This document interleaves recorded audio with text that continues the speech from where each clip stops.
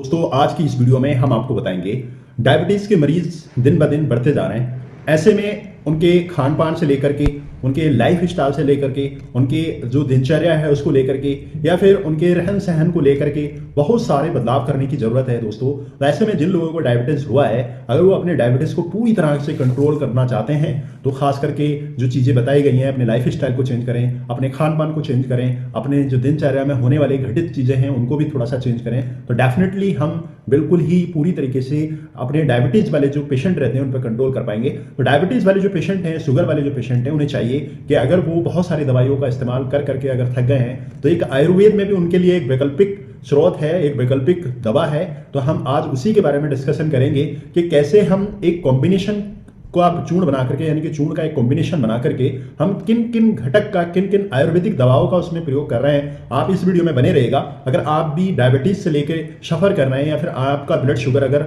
नियंत्रित नहीं रहता है तो डेफिनेटली आप इसको अपना करके अपना ब्लड शुगर नियंत्रण करेंगे। तो दोस्तों डायबिटीज के मरीज को घर पे बनाएं 5 तरह के चूर्ण। आप 5 प्रकार के चूर्ण बना सकते हैं जो सिर्फ सुबह 1 चम्मच खाने से मात्र आपका ब्लड शुगर नॉर्मल रहेगा, ब्लड शुगर में हेल्प करेगा। तो दोस्तों बात कर लेते हैं जो डायबिटीज के बारे में। मधुमेह या शुगर या डायबिटीज ये सबसे आम और तेजी से फैलने वाली बीमारी है, जिसमें सबसे ज्यादा हमारे इंडिया के लोग हैं सबसे ज्यादा प्रभावी हुए हैं। ऐसा माना जाता है कि दुनिया की लगभग 11% आबादी, यानी कि दुनिया में जो टोटल आबादी है उसका 11% आबादी डायबिटीज से जूझ रहा है दोस्तों। तो डायबिटीज एक ब्रॉड स्पेक्ट्रम, यानी कि बड़े पैमाने पे लोगों को देखा जा रहा है। आजकल तो हम देख रहे हैं कि बहुत छोटी सी उम्र में भी डायबिटीज के पेशेंट हो जा रहे हैं। तो ऐसे में अपने लाइफ स्टाइल को, अपने आप को अगर बचाने की जरूरत है तो बेशक डायबिटीज का कोई स्थायी इलाज नहीं है दोस्तों। तो इसे कंट्रोल करना मुश्किल है, लेकिन असंभव नहीं है दोस्तों।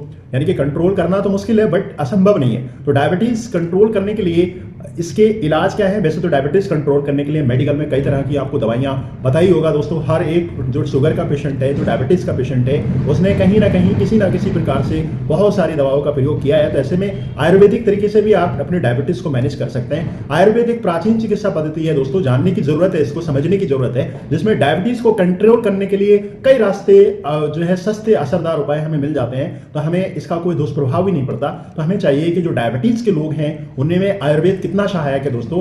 तो हम बताते हैं कि आयुर्वेद एक वैकल्पिक औषधीय पद्धति है, यानी कि जिसमें डायबिटीज के लक्षणों का इलाज करने की बजाय वो संपूर्ण स्वास्थ्य पे काम करता है, यानी कि पूरे शरीर को स्वस्थ करता है। तो इसका उद्देश्य चिंता को जड़ से खत्म करना है। आयुर्वेद में डायबिटीज को जो है हम मधुमेह के नाम से जानते हैं। मधुमेह में मीन्स दोस्तों इसमें जो मूत्र होता है उसका जो टेस्ट है वो मीठा हो जाता है, तो इसी को इस प्रमेह के नाम से भी हम जानते हैं। तो इसमें वात दोष और पित्त दोष और कफ दोष, ये 3 दोष ऐसे माने गए हैं जिसमें तीनों प्रकार के दोषों का इसमें इन्वॉल्व हो सकता है। और खास करके इसमें जो है कफ दोष का इन्वॉल्व या कफ दोष का असंतुलन होने के कारण प्रमेह होता है। तो इसमें सबसे पहले हम बात कर लेते हैं दोस्तों आंवला चूर्ण। आंवले का हम हर तरीके से प्रयोग करते हैं दोस्तों।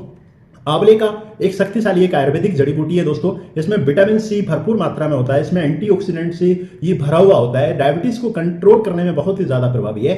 आंवला क्रोमियम से भी भरपूर होता है। ये खनिज का बहुत ही अच्छा स्रोत है।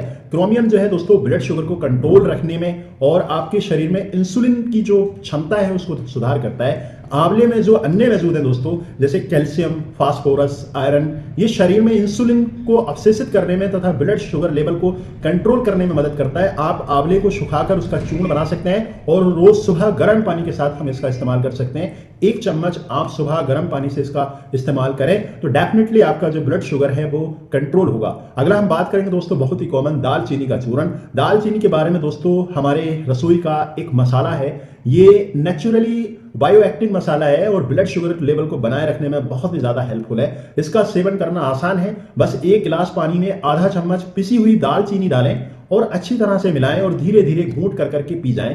आप दिन में 1 बार या फिर इसको 2 बार पी सकते हैं, तो इससे भी आपका ब्लड शुगर कंट्रोल होगा। अगर हम बात करेंगे दोस्तों मेथी के बीज का चूर्ण। मेथी के बारे में हमने सभी ने सुना है। मेथी के बीज में ज्यादातर भारतीयों की रसोई में बड़े आसानी से ये मिल जाता है। हम सब्जियों में भी और खासकर मसाले की तरह इसको प्रयोग करते हैं। तो आप इसको रात में 2 चम्मच मेथी के दाने को पानी में भिगोकर सुबह उसके बीज के साथ पीने से, यानी कि उसके बीज और पानी दोनों पी जाने से हमें ब्लड शुगर को कंट्रोल करने में मदद मिलती है। आप चाहें तो इसका चूर्ण बनाकर भी इसको सुबह खाली पेट गर्म पानी के साथ आप ले सकते हैं, तो इससे भी डेफिनेटली हमारा ब्लड शुगर कंट्रोल होगा।